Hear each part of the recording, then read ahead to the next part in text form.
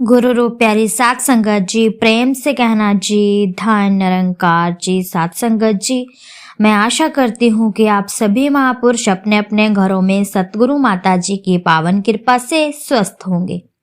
दासी आप जी के सामने फिर से एक नई प्रेरणादायक कहानी लेकर के आई है। आशा करते हूँ कि आप जी संतों को जरूर पसंद आएगी। दुख का कारण। तो चलते हैं इस कहानी की ओर। एक बार किसी राजा ने एक शिष्य का महल बनवाया। वह महल अपनी मिसाल आप ही था।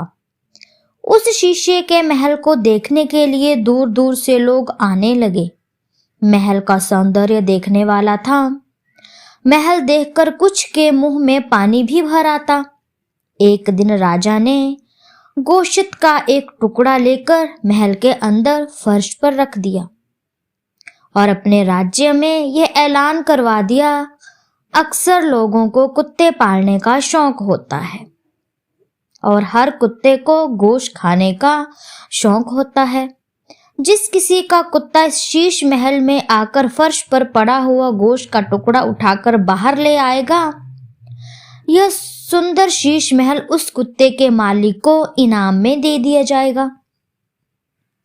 लोग अपने अपने कुत्तों को लेकर शीश महल की ओर भागने लगे।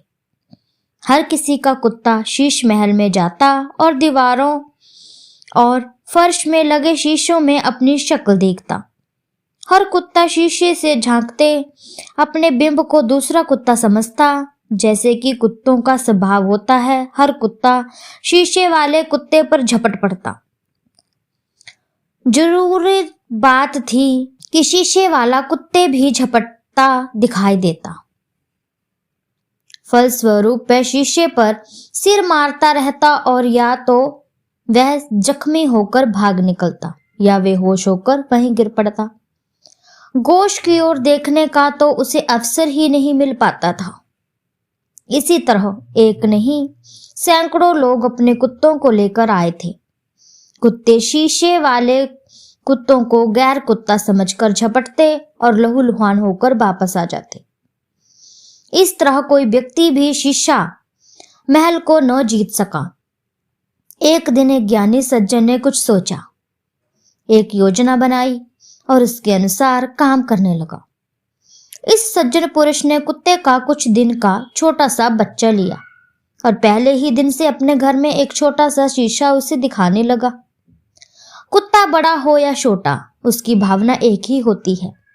इस कुत्ते के बच्चे ने भी शीशे वाले कुत्ते पर झपटा मारा। सज्जन पुरुष ने शीशे परे हटा लिया। दूसरे दिन सज्जन पुरुष ने कुत्ते को फिर शीशा दिखाया। कुत्ता फिर झपटा। उसने शीशे परे कर लिया। अब यह रोज का नियम बन गया और रोजाना ही वह कुत्ते के बच्चे को शीशा दिखाता रहा और तब तक ऐसा करता रहा जब तक कुत्ते को यह एहसास नहीं हो गया कि यह शीशे वाला कुत्ता कोई और नहीं बल्कि स्वयं ही है। 6 महीने तक सज्जन पुरुष ने इस कुत्ते को सुधाया। जब उसे दृढ़ विश्वास हो गया कि अब कुत्ता शीशे वाले कुत्ते को देखकर गैर कुत्ता नहीं समझता बल्कि उसे अपना ही स्वरूप मानकर उसे चूमता चाटता है, तो वह उसे लेकर राजा के पास पहुंचा और अपना कुत्ता शीश महल में भेजने की आज्ञा दी। आज्ञा के बाद कुत्ता शीश महल में गया और हर शीशे में अपनी शक्ल देखने लगा, क्योंकि अब उसको एहसास हो चुका था कि शीशे में दिखने वाले कुत्ता कोई गैर कुत्ता नहीं बल्कि वह खुद ही है, उसका खुद का ही बिंब है। इसीलिए वह दीवार के पास जाकर शीशे वाले कुत्ते को चूमने चाटने लगा।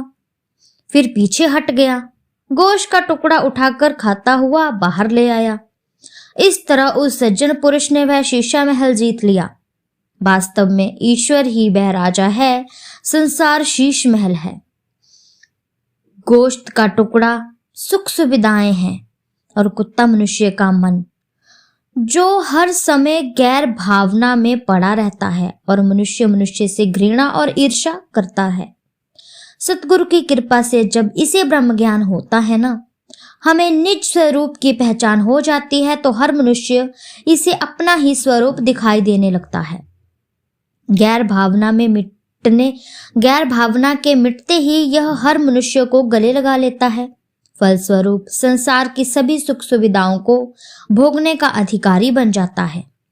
इसीलिए साथ संगत जी, हमें भी इस कुत्ते की तरह बनना है, हमें अपने आप को पहचानना है। इसीलिए साथ संगत जी, दासी की कहानी आप जी संतों महापुरुषों को अच्छी लगी हो तो चैनल को लाइक, शेयर, कमेंट और सब्सक्राइब जरूर कीजिएगा, क्योंकि साथ संगत जी ऐसी ही प्रेरणादायक कहानियां मैं आप जी संतों महापुरुषों के सामने लेकर के आती रहूंगी। तब तक के लिए धन्य निरंकार जी।